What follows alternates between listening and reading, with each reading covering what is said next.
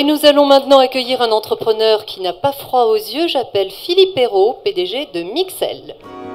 Mixel est une PME industrielle qui fabrique des mélangeurs que l'on peut retrouver dans différents domaines tels que la chimie, la pharmacie, la cosmétique, le traitement de l'eau. À travers son activité, la société a créé des liens avec plusieurs pays dans le monde, jusqu'à en faire une entreprise internationale. L'internationalisation, soit on la subit, soit on l'affronte. Et une des façons d'affronter l'internationalisation, c'était d'aller dans les pays qui étaient déjà pour moi l'avenir du marché du monde. La Chine, à l'époque où je m'y suis installé, était l'atelier du monde, mais j'y voyais aussi un gros marché. Et je n'y suis pas allé pour la partie atelier, j'y suis allé pour la partie marché. C'est très paradoxal, mais en fait, beaucoup de mes clients en Chine me font confiance parce que je suis présent en Chine, mais m'achètent du matériel que je ne fais pas en Chine. Donc ça m'a augmenté non seulement mon chiffre d'affaires, mais mon effectif en France, et de façon très sensible, puisque nous étions 32, nous sommes 52 maintenant. Bonsoir Philippe Hérault. Bonsoir. J'aimerais bien que vous nous racontiez vos premiers pas en Chine. Comment vous vous y êtes pris ? Je suis allé en Chine depuis les années 90, les débuts des années 90, en meute. J'ai chassé en meute dès le début. L'objectif, c'était d'arriver à minimiser les coûts, tout en me faisant accompagner par des vieux briscards qui avaient déjà parcouru le monde. J'étais tout jeune à l'époque, et ça m'a permis d'affronter plusieurs grands pays d'ailleurs, puisque j'ai chassé en même temps l'Inde, la Chine et le Japon, et que finalement j'ai posé mes valises en Chine. C'est le pays que j'ai préféré d'ailleurs dans les 3 grands pays étrangers. Alors, dans le film, vous expliquez que vous vendez du Made in France en Chine, mais aussi que vous employez des professionnels chinois en France.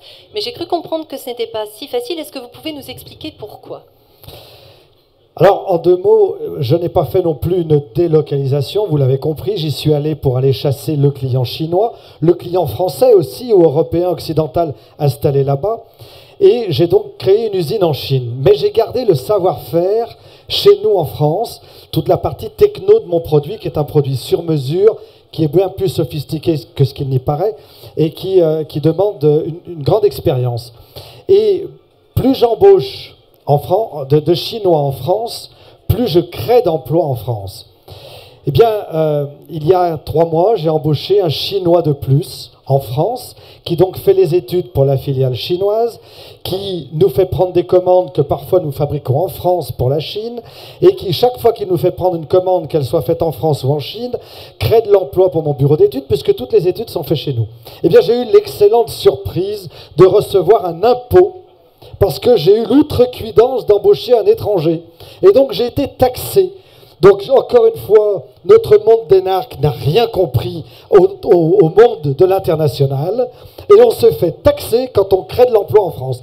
Donc je pense qu'on on marche sur la tête. Je ne sais pas comment il faudra faire pour faire comprendre à ces gens que de taxer les emplois, ça réduit l'emploi. En tout cas, c'était la mauvaise surprise du mois dernier, c'est de recevoir cette taxe. Donc continuons comme ça et on évitera de créer de l'emploi en France et d'exporter. En tout cas, moi, quand j'embauche un étranger, j'ai des Chinois, j'ai des Brésiliens, j'ai des Russes, ça me fait travailler dans ces pays et ça n'enlève pas d'emploi à des Français qui, de toute façon, n'auraient pas pu faire le même travail. Là-dessus, je suis catégorique.